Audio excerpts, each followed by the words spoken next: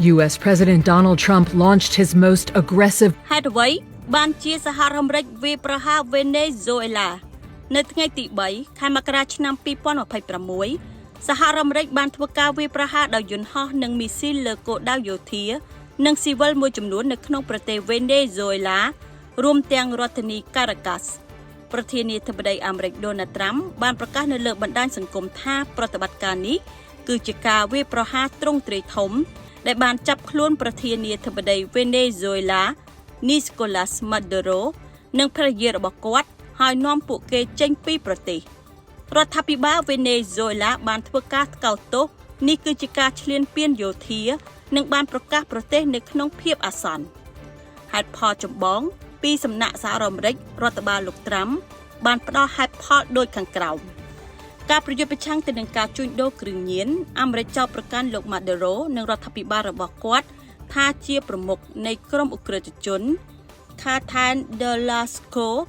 ក្រុមជួញដូរគ្រឿងញៀនដែលតាក់ទងទៅនឹងយោធាវេណេស៊ុយអេឡានិងក្រុមឧក្រិដ្ឋជន Tren de Aragua ហើយនៅក្នុងនោះដែរក៏ត្រូវបានចាត់ទុកគឺជាអង្គការភេរវករ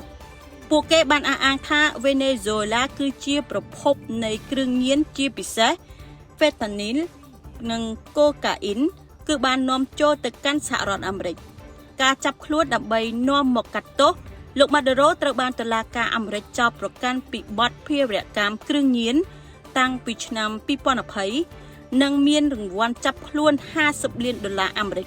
ប្រតិបត្តិការនេះត្រូវបានគេមើលឃើញថាគឺជាប្រតិបត្តិការចាប់ខ្លួនការដកតំណែងអាមេរិកមិនទទួលស្គាល់លោក Maduro ជាប្រធានាធិបតីស្របច្បាប់ដោយចោទប្រកាន់ថាគាត់បានក្លែងបន្លំការបោះឆ្នោតនិងជាមេដឹកនាំផ្ដាច់ការប្រវត្តិនៃការកើនឡើងវិបត្តិនៅក្នុងឆ្នាំ2025ដល់ឆ្នាំ2026ចាប់ពីខែកញ្ញាឆ្នាំ2025អាមេរិកចាប់ផ្ដើមវាយប្រហារទូកជួញដូរគ្រឿងញៀន